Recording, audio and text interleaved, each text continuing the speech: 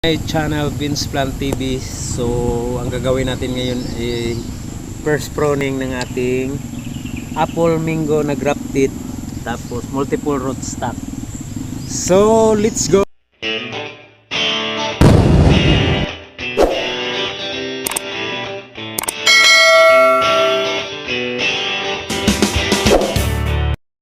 Ito yung first pruning natin sa ating mga tanim na grafted mango. So ang variety nito ay apple mango. So kung mapapansin ninyo, nasa 5 rootstock, multiple rootstock po ito. So ito ay nasa 7 months na pagkatapos yang maitanim dito. So unang-una, dito ay puputulin natin to. So magtira tayo ng 3 magiging branches na sanga. So dito ang pagputol natin ay pa ganon, no? Pa shape. Yan. Para dito yung tumutubo ulit na mga sanga. Dito din, no? Yan.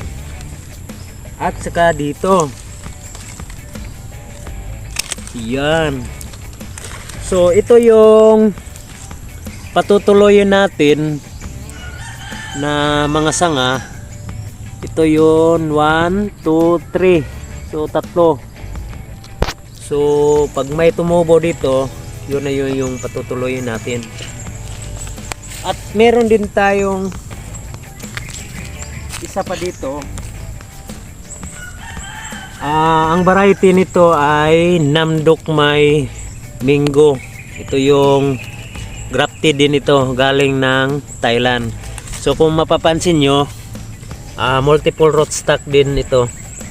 So naitanim ito kasabay ng apple mango. So 7 months na. So ang plano ko dito ay tatanggalin ko to. So dalawa lang ititira ko para kasi